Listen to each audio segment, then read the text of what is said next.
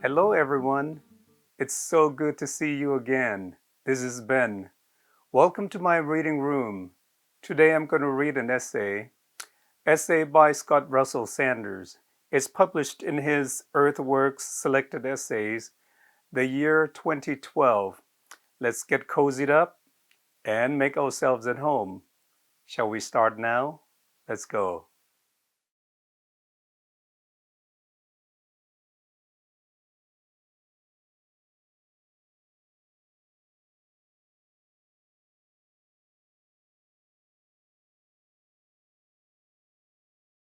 Buckeye.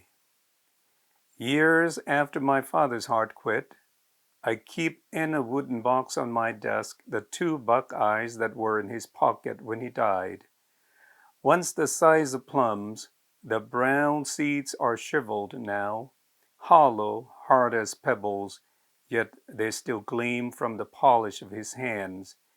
He used to reach for them in his overalls or suit pants and click them together, or he would draw them out, cupped in his palm, and twirl them with his blunt carpenter's fingers, all the while humming snatches of old tunes. Do you really believe Buckeyes keep off arthritis? I asked him more than once. He would flex his hands and say, I do so far. My father never paid much heed to pain. Near the end, when his worn knee often slipped out of joint, he would pound it back in place with a rubber mallet. If a splinter worked into his flesh beyond the reach of tweezers, he would heat the blade of his knife over a cigarette lighter and slice through the skin. He sought to ward off arthritis not because he feared pain, but because he lived through his hands and he dreaded the swelling of knuckles, the stiffening of fingers. What use would he be if he could no longer hold a hammer or guide a plow? When he was a boy, he had known farmers not yet 40 years old, whose hands had curled into claws, men so crippled up they could not tie their own shoes, could not sign their names. I mean to tickle my grandchildren when they come along, he told me. And I mean to build doll houses and turn spindles for tiny chairs on my lathe.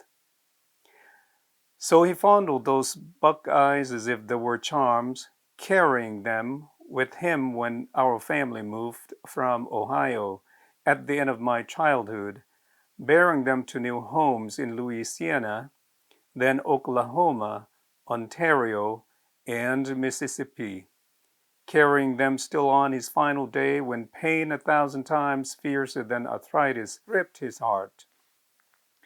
The box where I keep the Buckeyes also comes from Ohio, made by my father from a walnut plank he bought at a farm auction.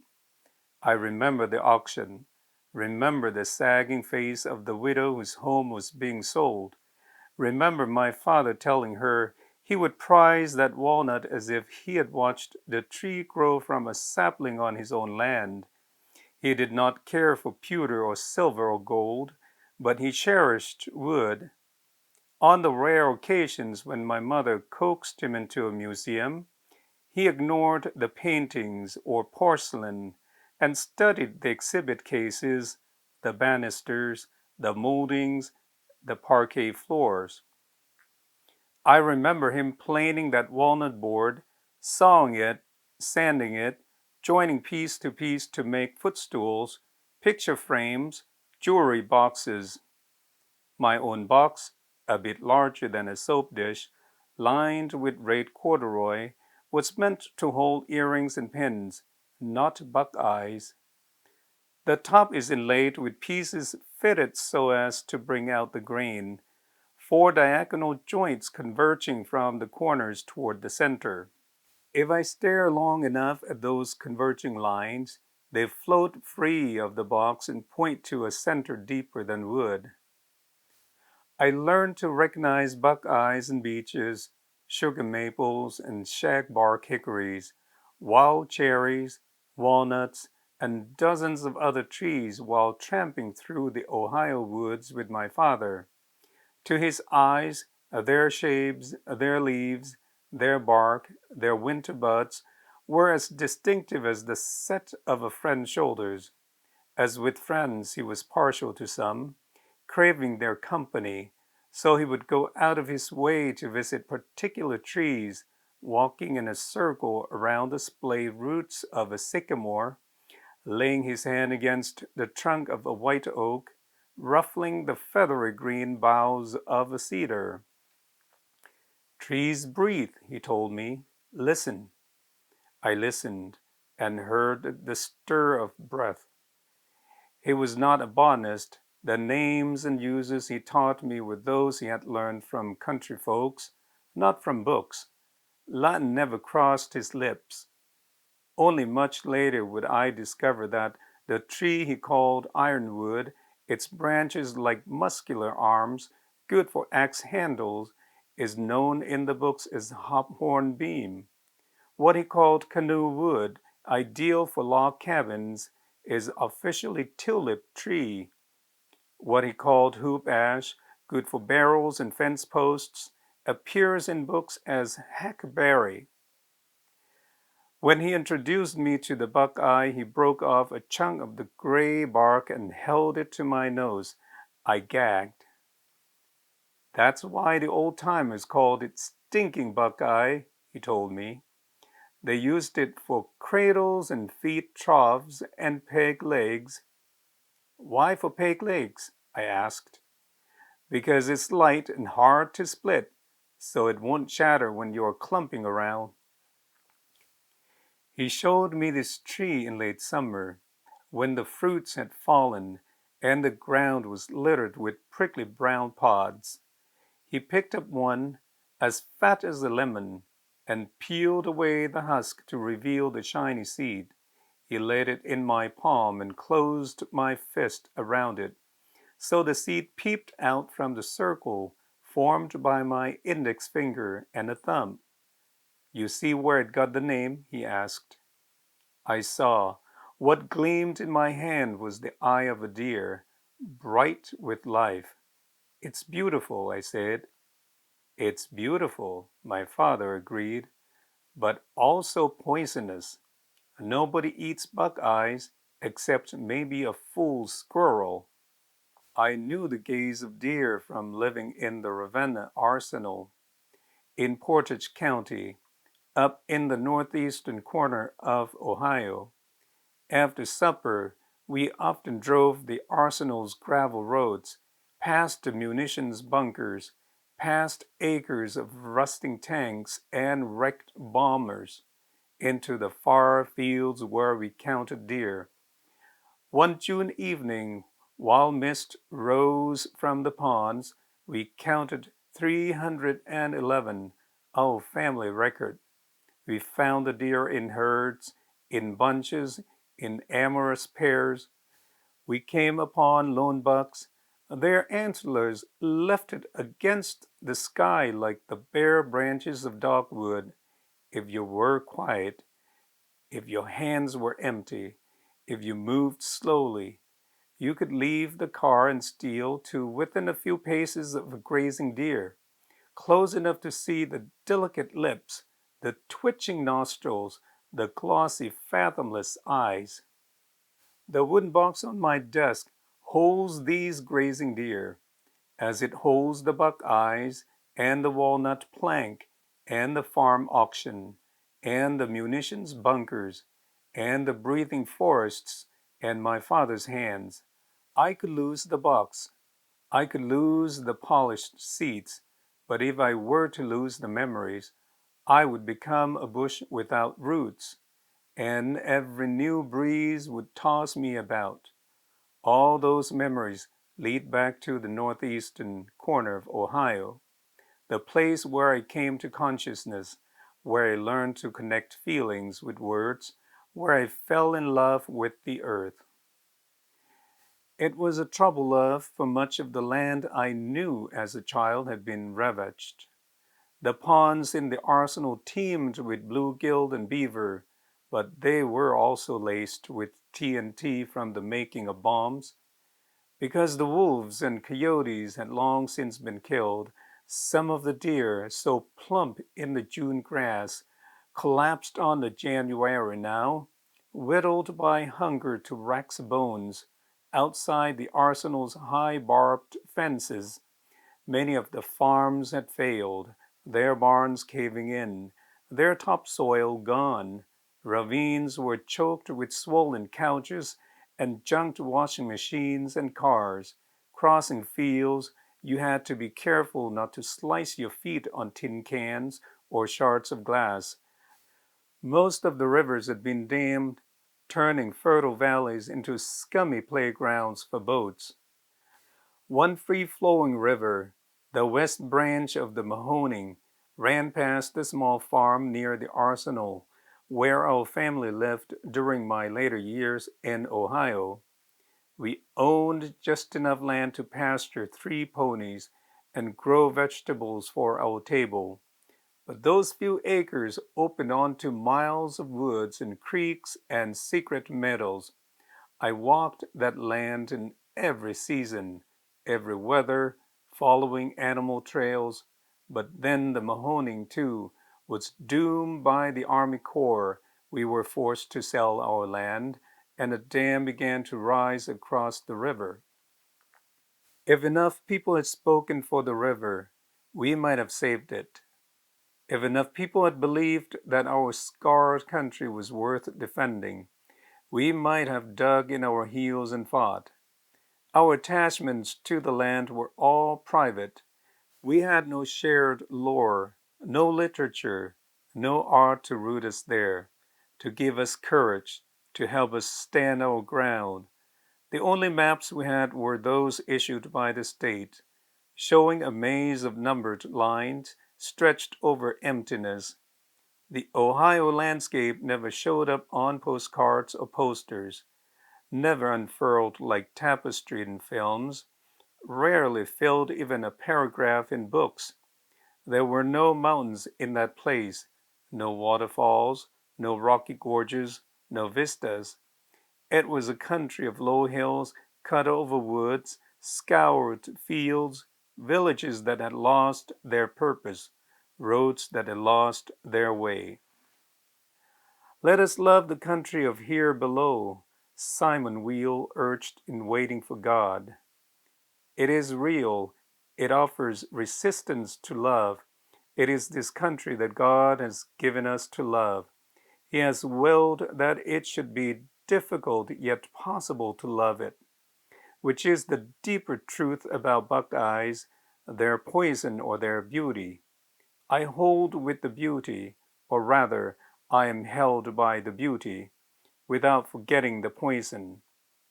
In my corner of Ohio, the gullies were choked with trash, yet cedars flickered up like green flames from cracks in stone. In the evening, bombs exploded at the ammunition dump, yet from the darkness came the mating cries of owls. I was saved from despair by knowing a few men and women who cared enough about the land to clean up trash, who planted walnuts and oaks that would long outlive them, who imagined a world that would have no call for bombs. How could our hearts be large enough for heaven if they are not large enough for earth? The only country I am certain of is the one here below. The only paradise I know is the one lit by our everyday sun, this land of difficult love, shot through with shadow, the place where we learn this love, if we learn it at all, shimmers behind every new place we inhabit. A family move carried me away from Ohio 30 years ago. My schooling and marriage and job have kept me away ever since, except for visits in memory and in flesh. I returned to the site of our farm one cold November day, when the trees were skeletons and the ground shone with the yellow of fallen leaves. From a previous trip, I knew that our house had been bulldozed. Our yard and pasture had grown up in thickets, and the reservoir had flooded the woods. On my earlier visit, I had merely gazed from the car too numb with loss to climb out. But on this November day, I parked the car, drew on my hat and gloves, opened the door, and walked.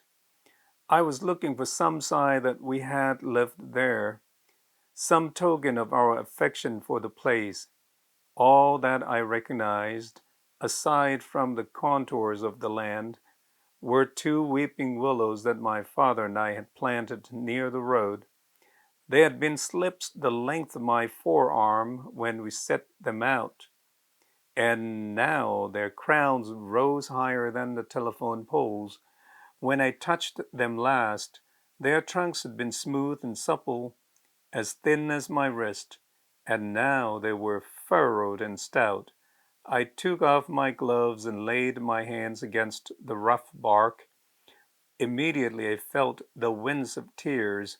Without knowing why, I said hello to my father, quietly at first, then louder and louder, as if only shouts could reach him through the bark and miles and years.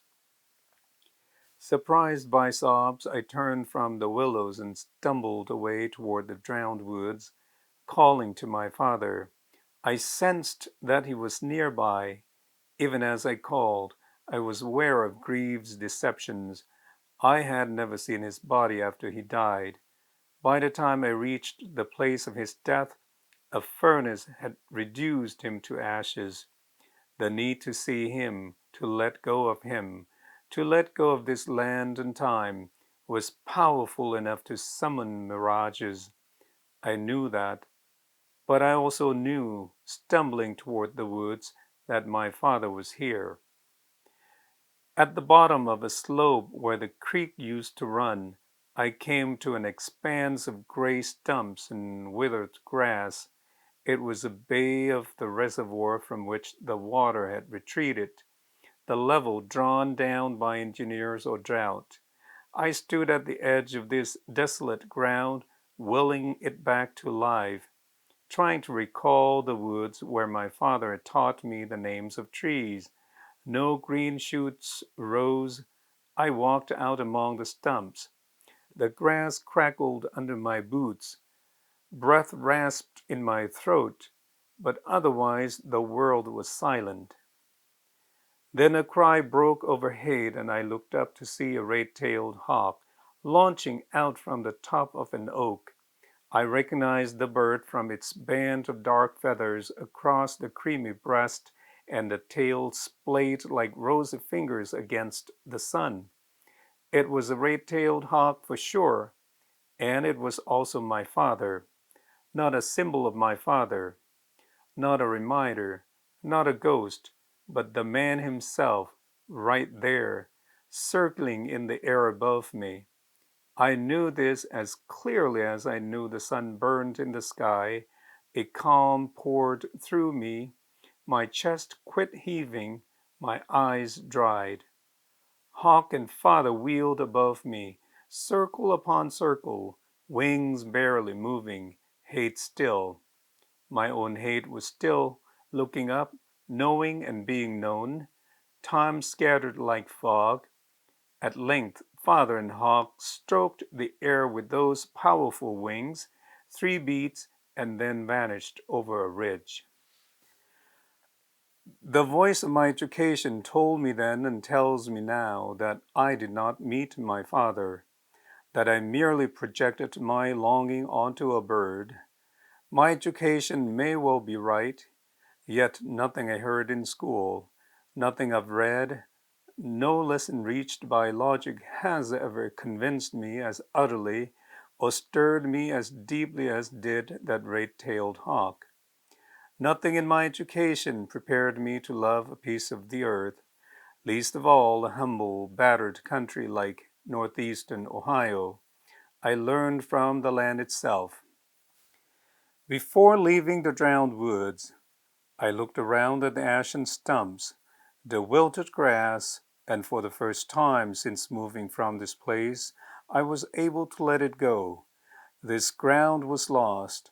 The flood would reclaim it, but other ground could be saved, must be saved, in every watershed, every neighborhood.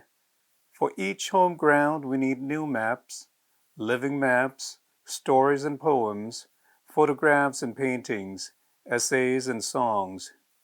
We need to know where we are so that we may dwell in our place with a full heart. Thank you so much for joining me. I had so much fun reading to you, and I hope you did enjoy yourself listening to me. Until next time, please take care of yourself, be well, and be safe. Bye bye now.